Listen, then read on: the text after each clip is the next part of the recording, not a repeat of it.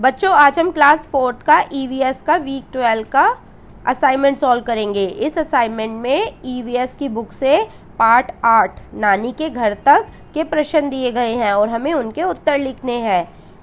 बच्चों, एक लंबे सफ़र के बाद ओमना अपनी नानी के घर केरल पहुंच गई। उसने ऑटो रिक्शा, बस और नाव का सफ़र भी किया। इस तरह जब हमें किसी दूर जगह जाना होता है तो हम अलग अलग यातायात के साधनों का उपयोग करते हैं। यातायात के साधन होते हैं जो हमें एक जगह से दूसरी जगह पर पहुंचाते हैं, जैसे बस, कार, ट्रेन, हवाई जहाज, पानी वाला जहाज, rickshaw, cycle, motorcycle, auto rickshaw, rickshaw आदि। अब पहले प्रश्न में हमसे कहा गया है कि आप अपने ऐसे किसी रिश्तेदार को चुनो जो दिल्ली से दूर रहते हो और अपने परिवार के सदस्यों की सहायता से पता लगाओ कि तुम उस रिश्तेदार के गांव, शहर या कस्बे तक कैसे पहुंचोगे और नीचे दिए गए प्रश्नों को पूरा करो।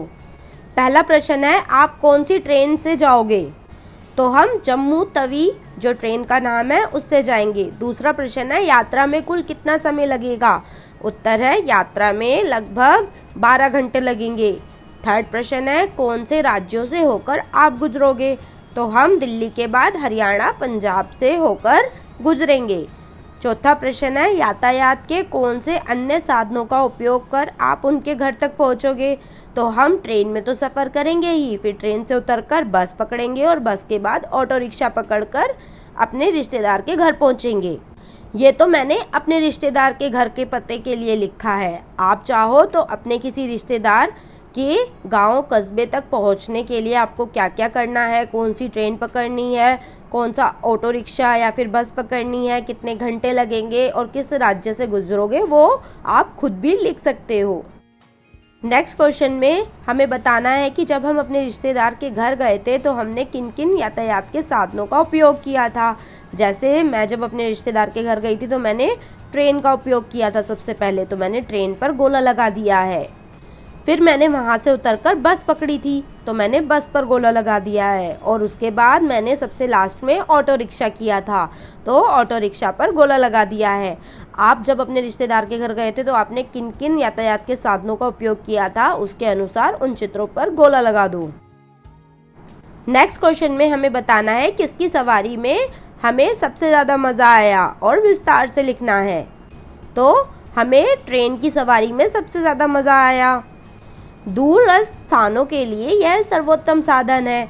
एक रेल के डिब्बे में स्वतंत्र रूप से विचरण कर सकते हैं। इसके अलावा रेलगाड़ी आरामदायक सोने के लिए बर्थ प्रदान करती है। जैसे जैसे रेल यात्रा होती है वैसे वैसे ग्रामीण इलाकों, खेतों, जंगलों, कारखानों आदि के दृश्यों का आनंद ले सकते हैं। यह रेल यात्रा को हवाई या सड़क मार्ग से यात्रा की तुलना में अधिक व्यापक बनाता है और सुविधाजनक भी बनाता है। रेल के सफ़र में कई तरह के अवसर मिलते हैं। इसके अलावा रेल एक मिलनसार वातावरण प्रदान करती है। रेल की यात्रा में यात्रियों के बीच बातचीत लगभग हमेशा होती रहती है।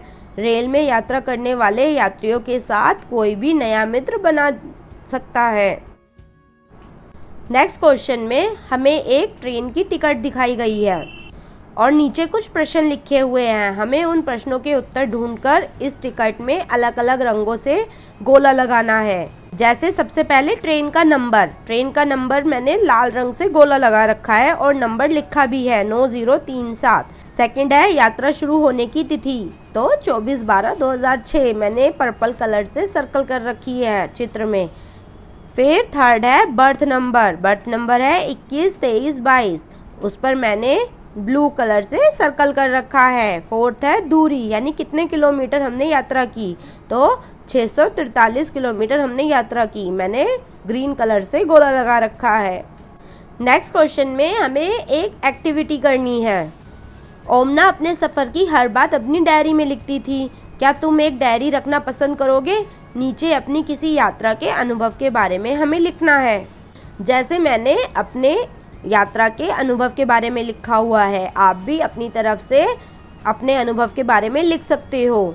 जैसे मैंने लिखा है, हम सभी अपनी गर्मी की छुट्टियां बिताने के लिए किसी न किसी पर्यटन स्थल पर अवश्य जाते हैं। मैं भी अपनी गर्मी की छुट्टियां बिताने के लिए पर्वतीय स्थल शिमला गई थी। ताकि मैं गर्मी के मौसम में भी ठंडक का अनुभव ले सकूं। मैं और मेरा परिवार शाम की बस से शिमला गए और पहाड़ों में बना रास्ता हमें डरा रहा था। हमने रास्ते में घर का बना खाना खाया, गाने गाए और प्राकृतिक सौंदर्य का आनंद लिया। हम रात के 9 बजे शिमला पहुंचे, जहां हमने थोड़ा सा विश्राम कर माल रोड घूमा, जिसकी शोभा रात के समय दुगनी हो जाती है। अगले दिन हम सब तैयार होकर जाखू मंदिर में हनुमान जी के दर्शन करने गए और नीचे उतरकर रीज में गए।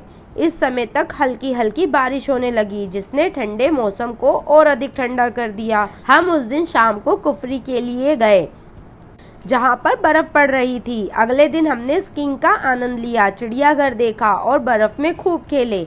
हमारा वहां इतना मन लगा कि हमने वहीं 2 दिन व्यतीत किए। उसके बाद हम शिमला वापस आए और वहां की संस्कृति और संग्रहालय देखा।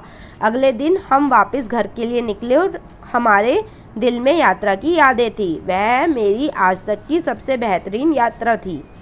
आप भी बच्चों अपनी ही किसी मनपसंद यात्रा के अनुभव को यहाँ लिख सकते हो। तो बच्चों, ये था हमारा 4th क्लास का हिंदी का वीक 12 का सॉल्व्ड असाइनमेंट।